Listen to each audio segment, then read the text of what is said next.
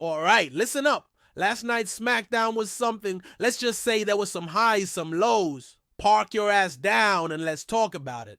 So the show opens with Solo Sikoa cutting a promo about his tribal combat match against Roman Reigns. Now, let me just say this. Solo on the mic? It's like watching a brick wall try to have a conversation. Sure, the guy's gotten a lot better, but he ain't exactly Shakespeare, you know? Anyway, Drew McIntyre decides to crash the party, and it gets spicy real quick. Drew's all fired up, looking like he's ready to rip Solo's head off.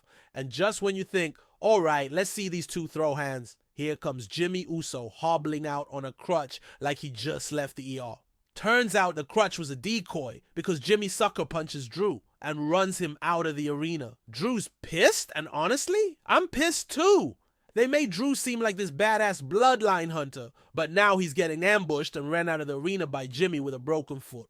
Alright, next up we got a 6-man tag match, the Bloodline versus LA Knight, Andrade, and Apollo Crews. Now, this one had potential, but here's where things went sideways. The match is rolling along and everyone's getting their spots in. LA Knight's doing his thing, Andrade's flying around like a madman, and Apollo's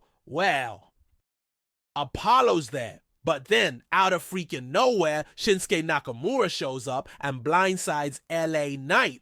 This distraction cost the baby faces the match, and Solo Sikoa picks up the win after pinning Apollo. Solid action, but that Nakamura interference, totally unnecessary. It's like adding pineapple to pizza. It just doesn't belong. Yeah, I said it. Now, this was interesting. Carmelo Hayes interrupts Grayson Waller's talk show segment. You know, the Grayson Waller effect. Or as I like to call it, the bathroom break. Hayes comes out, calls out Braun Strowman, and we end up with an impromptu match. Let me tell you, this kid Hayes has guts, but challenging Strowman?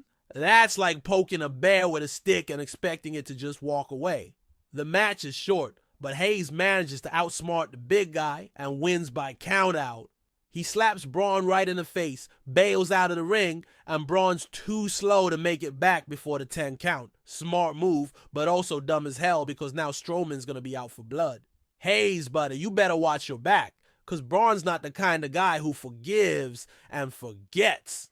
Johnny Gargano versus Alex Shelley was next, and I gotta be honest, this one had me scratching my head.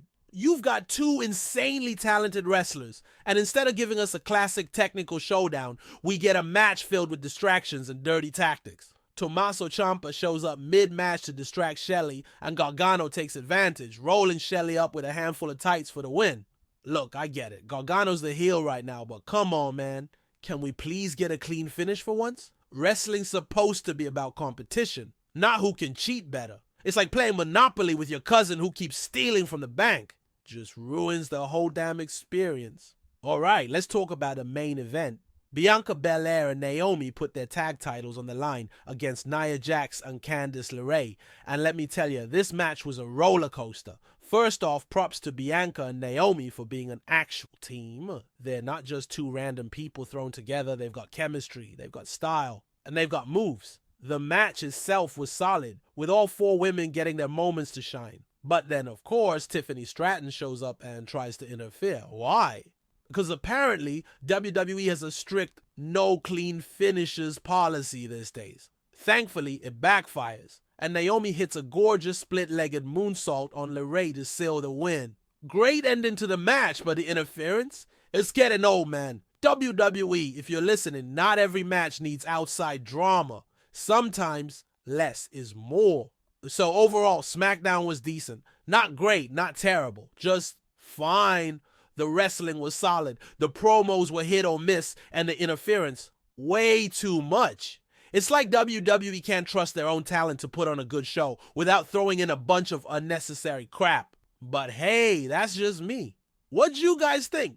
Drop your thoughts in the comments and let's argue about it like civilized adults. And if you like this review, or even if you hated it, smash that like button and subscribe, and I'll see you next time. Now, if you'll excuse me, I'm gonna go grab a coffee and yell at my TV.